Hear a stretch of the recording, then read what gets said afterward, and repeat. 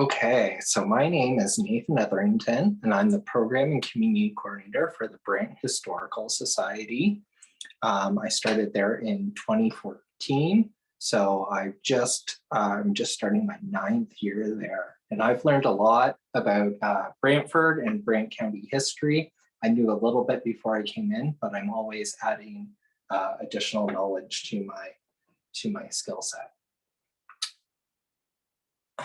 So with this little workshop this morning, I thought I'd go through a little bit of the history of the organization, overview some exhibits that are happening at the museum this fall, some public walking tours, some engagement if you're active and you want to get out and learn some history at the same time, and then some volunteer opportunities as well that we have at the museum.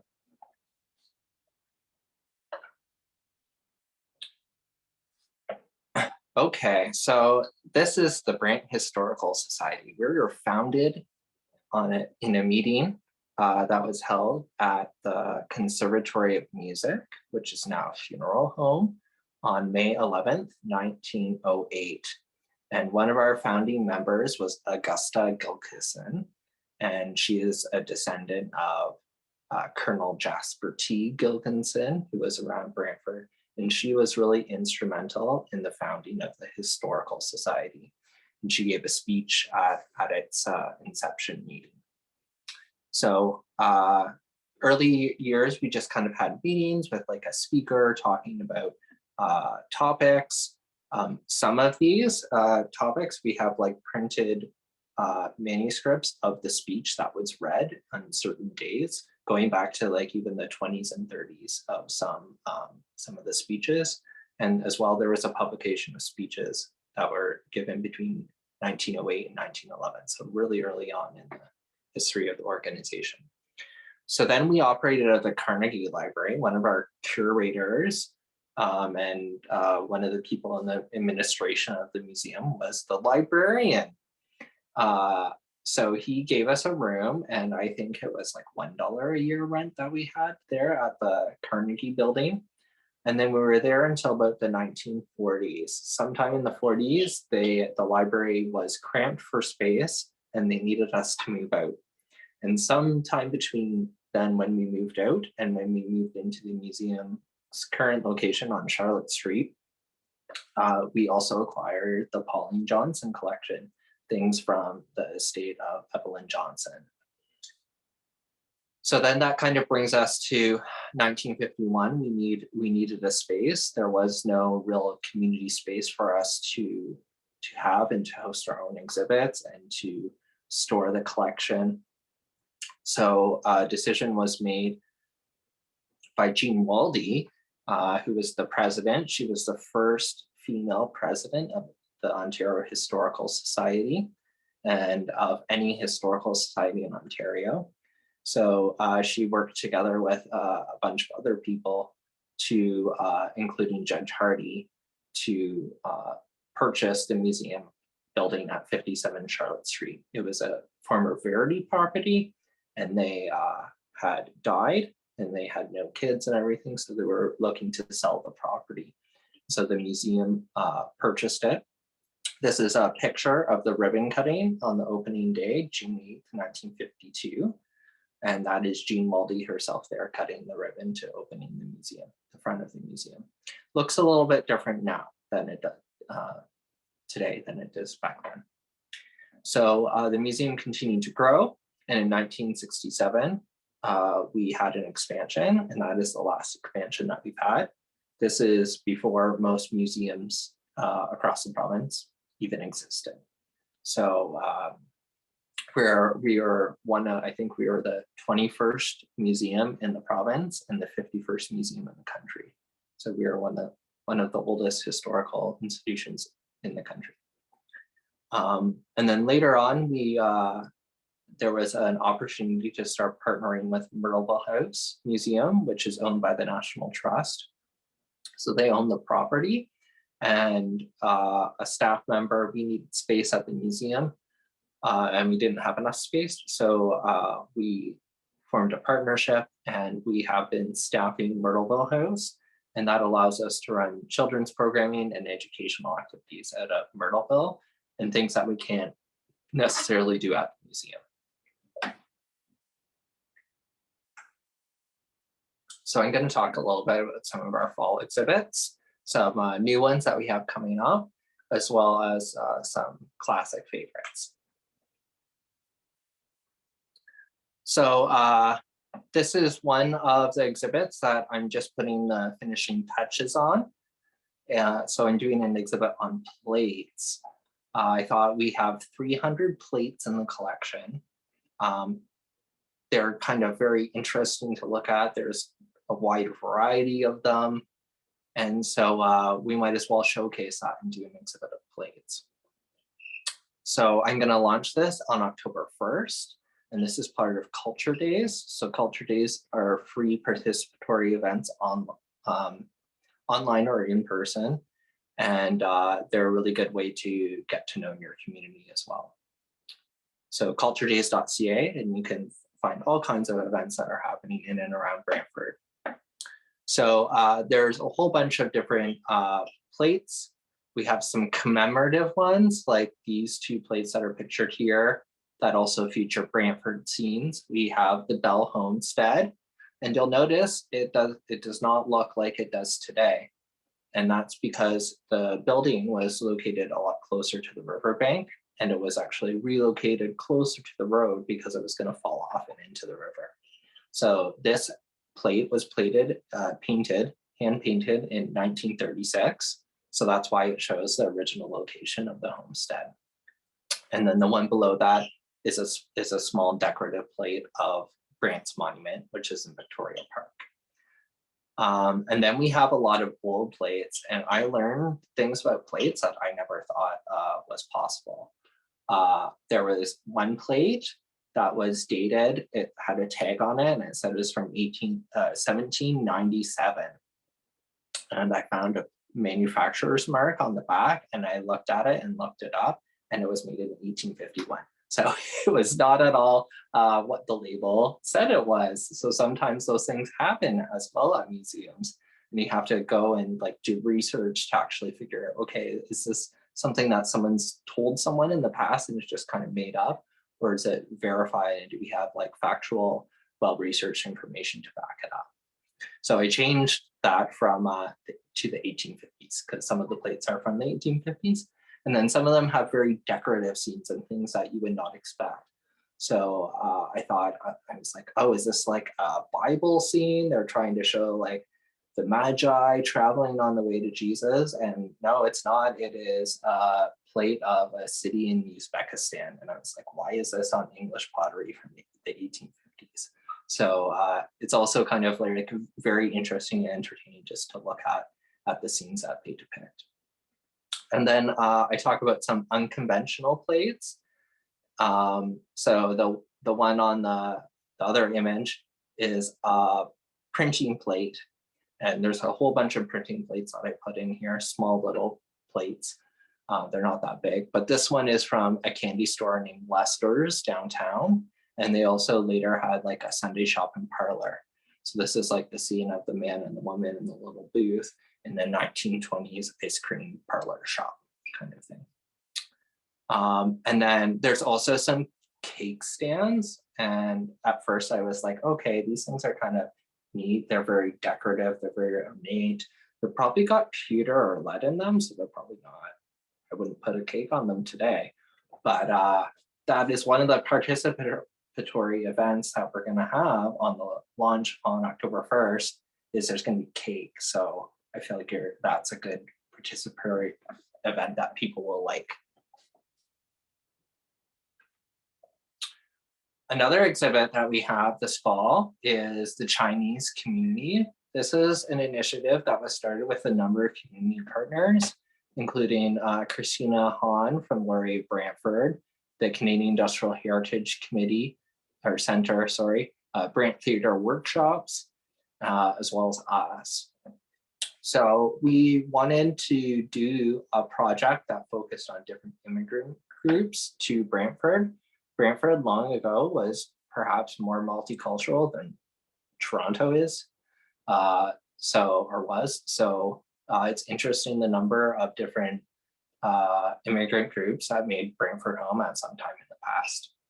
So we started this in 2019 and we focused on the Jewish community. So there was a book written about the Jewish community. And so we had like a good resource to start with, and all the research was done. And so we kind of wanted to start with this one first as a test pilot and see how things went. And then the pandemic got in the way. So 2020 was supposed to be the Italian community. And that ended up, we spread it out over 2 years by the time it took us to organize things and to have events associated with that. And so following that, we decided to focus on the Chinese community in Brantford. And it's very interesting because you see they are here a lot earlier than you would ever expect. And it's interesting how these people also, they were business owners in the community. They ran Chinese laundry shops and cafes and things like this. So we're going to focus a little bit on that. We have some theater, Brant Theater Workshops. They write a play every year based on all the research that we've done. Sometimes they find real stories that have happened and occurred and are documented, and they reproduce these in kind of a modern context. We are going to have some music as well. The exhibit opening, we are hoping to replicate a Chinese laundry inside the museum. We haven't done something like this before, so I'm kind of interested to see how it works out. I'm just kind of rolling with it at this point. And then we're also having a walking tour associated with this, and we'll talk about that in a bit. So you can come out on October 22nd. That's the day for this event. And branttheater.com/memories is the website. And you'll be able to buy tickets there. And it will include everything for the entire day's events, including a meal. We'll have a meal together with some Chinese food. These are some of the permanent exhibits that we have. So I thought this would be a good opportunity to showcase Myrtleville a little bit. So Myrtleville is original 1837 farmstead from Brantford, owned by the Good family. And it was later, there's an addition on the back that is still pretty old in the 1850s. So this is one of the oldest buildings in Brantford, and now the city has grown up around it, entirely surrounded it. So included in here, we have the kitchen, the original kitchen, and we use this for baking activities with the kids. They get to make cookies, things like that. And then in the front part of the house, we have the main bedrooms. This is the staircase. In the center top there is the staircase decorated for Christmas. And we often have Christmas-related events out there on Myrtleville. And then upstairs, there's the library and the bedrooms for the kids and the parents, as well as a sick room. And then on the ground floor, there's a parlor, a dining room, the pantry as well. So there's quite a bit to see out there. And then at the main museum on Charlotte Street, in the bottom on the left there, the first picture is of the Pioneer Kitchen. I heard things about an article written about this exhibit, and it was housed in the London Public Library. And one of my friends lives in London, so I got him to go, and I got a copy of this, and it talks about this exhibit being there when the museum opened. So it's one of the earliest exhibits. It's almost untouched. I have included some Indigenous stuff in here as well, because we all came here together kind of at the same time to settle the area together. And then the picture in the middle is of the general store. So you'll see it looks like a general store. There's all kinds of goods on the back shelf. And then in the front of this display, what I've done is I brought all the stuff that has Brantford stamped on it to the front. So you can see some of the products that were made, manufactured, or sold in Brantford and stamped with that kind of label. It tells us something about the community and the stores that I had. And then finally, we have Brant Square over there. I have the blueprints for this exhibit, so I'm pretty sure it's 1976 that they are put in. And this was the theme of exhibits at that time. You wanted to walk down like it was a streetscape of your community at a particular time. So this is kind of early 1900s in Brantford. So they kind of did a plank board sidewalk, which is not entirely appropriate for that period. But a lot of the stores on there are named after Brantford specific stores. So one is called Robertson's, which was the drugstore. Another was called Hawthorne's, which was the bicycle repair and sporting goods store that people went to. And Lester's is the other display that's in there. There's more Lester stuff there. So this kind of paints that scene of the community at that time. Over the course of the past couple summers, I've had a summer student working in the space. There are 6 displays in this in total. So the first year, I had a summer student do 2 displays. I had another summer student this year do 2 more displays. And next year, hopefully I'll get another student. And then we have this room completed and inventory. So walking tours are another thing that the museum does. One of our volunteers, Brian Moore, does an amazing job. He at these walking tours, he develops them, he refines them, tweaks them over time, adds new stuff, finds new information, presents it in different ways, adds new stops, takes other things away. So they're kind of always interesting to go to because you always end up learning something new. So the first one there that I mentioned is the Chinese community one, which is we talked about as part of that Chinese event on 22nd. Just before that, we have the Lauren Harris Walk. This starts at Margaret Chandler House at the Ontario School for the Blind, or W. Ross Macdonald School. We opened this as well during the summer with a partnership with the Blind School. We went in, the place had not been touched in 20 years. We cleaned everything. We removed mouse poop from everywhere. We reconfigured rooms. Things didn't seem to make sense. There was something from the pupils' room and the teacher's room. So we relocated that. And so we kind of reinterpreted that site and had it open for people to tour and learn a little bit about the Blind School. When you talk about accessibility, this is not an easily accessible space. I think Dave McKee, he might have a hard time fitting up the stairway because it is quite narrow.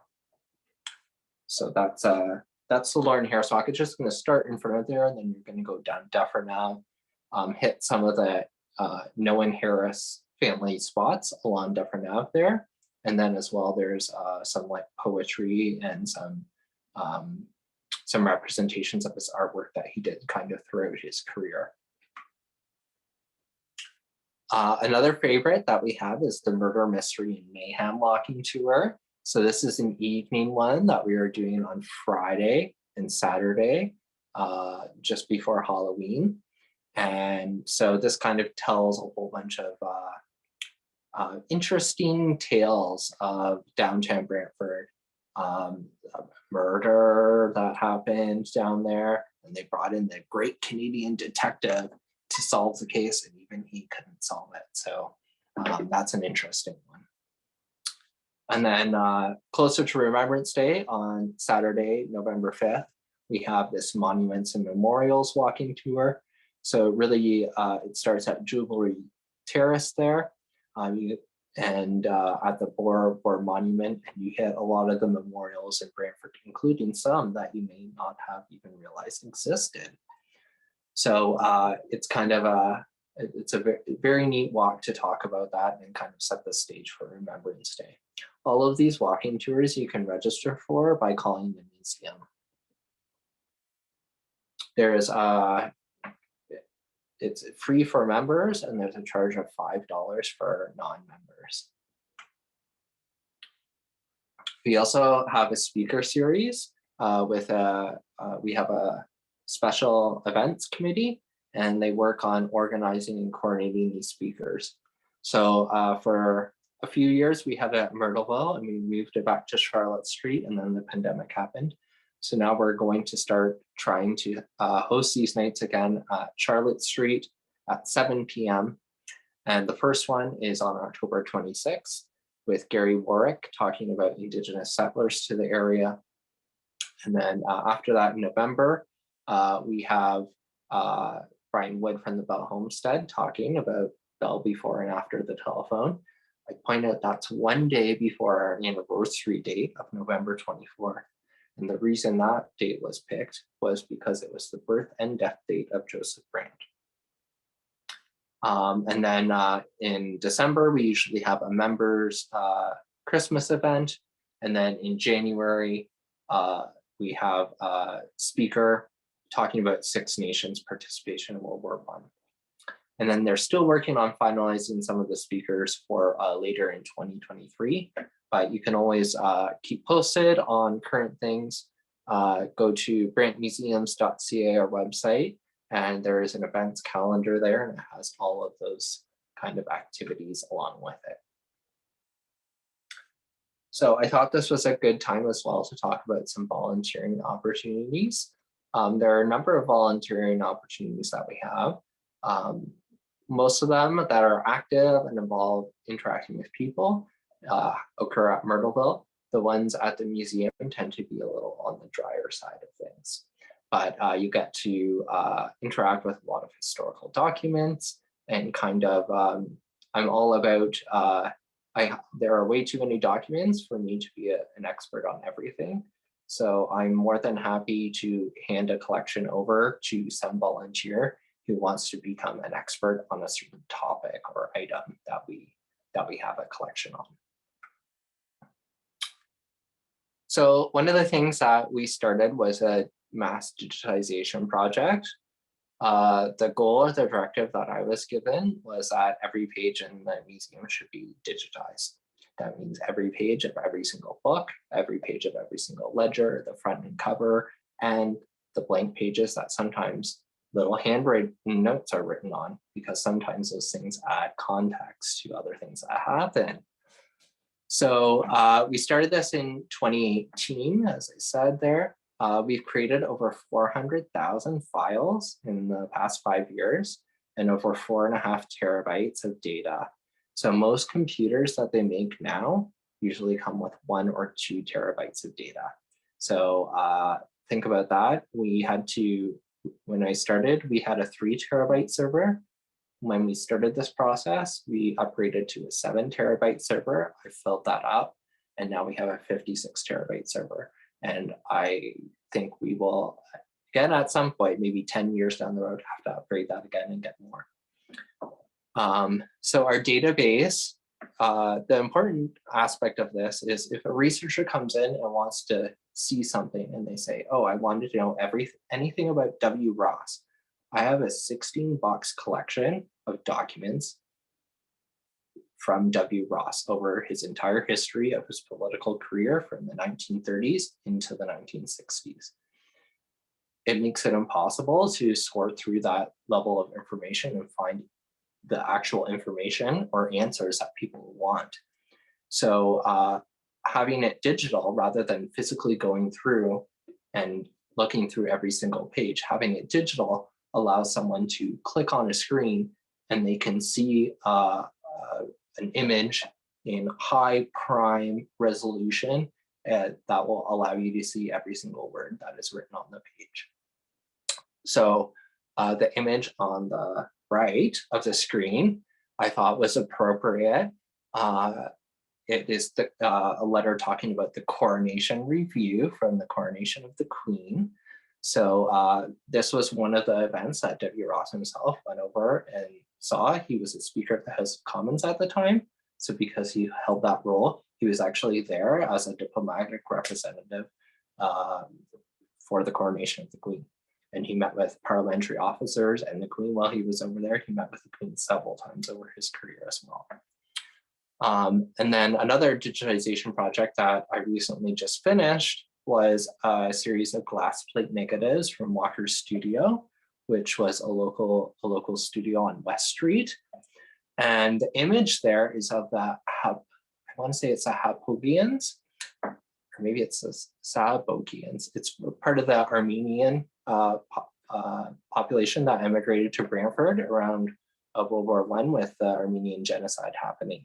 So we have information about all those people that came forward, came in that wave of immigration, and I was able to look at the name and confirm the address and figure out who these people are and add another kind of layer to the story. So that project was funded by Canadian Heritage, and in total, I think we had somewhere around 1,950 glass plate negatives that we digitized through that project. So the digitization kind of has three kind of phases. We have a sorting, numbering, and making a finding aid phase. So that kind of works on organizational skills, working actually with the documents, putting them in some kind of order or context. W. Ross's collection was great. He had everything in file folders labeled with the topics on them. Not every collection comes like that. Sometimes it's just random papers dumped into a box and you have to resort through things and make that order. So when we make these finding aids, we actually put them on our website. So that's a way that researchers can find out more information about our collections and what we have. So they could look through and say, oh, I want this thing about Canesville United Church, and they know the session number, which is what we use at the museum. And you could come into the museum and say, hey, I saw this thing on your website and I want a copy of it. You don't even have to come to the museum. You can email me and we have a cost that covers the cost of the digitization, and I can send you a digital copy of it without even coming into the museum. The second phase is what I call the dull phase, or the most boring phase. It is scanning documents, putting them onto a scanner. I got a new fancy scanner though, and it works really fast at digitizing things. So it's considerably increased our speed and our ability to digitize stuff. So it's not so redundant, but you are very physical. You are moving, getting up and down, moving documents, and then also having to care for them. Sometimes the documents are frail and fragile. And you can't deal with them like you would a modern piece of paper. And then the last phase is the data entry into Past Perfect. So this is the last kind of phase that happens. And this involves entering all kind of rich data. So it involves, for example, this image on the left is a page from a ledger of James Anderson. He was a blacksmith in Brantford in 1830. And so this is a ledger from him. So we'd have to note all those things in our description. We would have to note the date in the field. We would have to tag James Anderson as a person. We could take blacksmith as like subject search term. So it's a very complicated kind of process. And then finally attaching the image is the last steps that we can actually see all that rich information. This makes things a lot easier, not only for me, but for researchers who want to come in or access our collections. It makes it so much easier to be able to put them in front of a computer and they can browse and they can see things without even having to pull a box up off of the shelf. So some of the more like interactive volunteering components, they usually happen at Myrtleville. So we all have all kinds of special events out there. One coming up is something that they're calling Myrtleville, with partnering with the Myrtleville Neighborhood Association. And so they are creating kind of a haunted house thing and to give out candy there. So they're always looking for volunteers for things like that. We have education programming. So we have programs like there's a School Spells program that can happen out there. There is a Harvest Moon program, and these involve students, kindergarten to grade 3 coming out and doing some kind of activity at the museum and learning some history, as well as achieving some educational outcomes. So we always need some volunteers for that.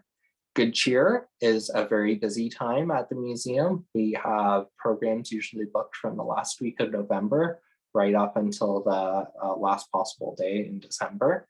And they do, the house is decorated for Christmas. They do some toys, Christmas toys, playing with Victorian toys. They make cookies. They make Christmas cards. So there's a whole bunch of stations that they work through, and we always need volunteers to help with that. One of our big events that we have every year is an Easter egg hunt. Oh, Easter egg hunt, sorry. And that happens out there on the Saturday of Easter weekend. And there's eggs strewn across the lawn, and the kids are allowed to go and pick up their eggs and return them at the front step for a bag of candy. And then finally, we have summer camps, and those happen out at Myrtleville over the course of the summer in the drive shed. And they are always eager to have some volunteers out there during the summer as well. Okay, I think I did pretty good for time. So, so this is kind of the end of my presentation. I've included the phone number for the museum as well as the website up there. And then I've done a whole bunch of emails for the museum. So their information email is used for anything that's general. There's my personal email up there, a volunteering email as well, if you're interested in volunteering. And then Esther Brower is our education officer at Myrtleville. So if you're interested in volunteering at Myrtleville, that's a way to connect with Esther. And then I have our two little logos there, and the blue logo on the other side there, that's our original logo, the first logo that was created, or not the first logo technically, I guess the second one, the first main logo that we use all the time on things. So with that, I'm happy to answer any questions that you have, or if you have a favorite history story that you want to share, however you want to do this, I'm very open.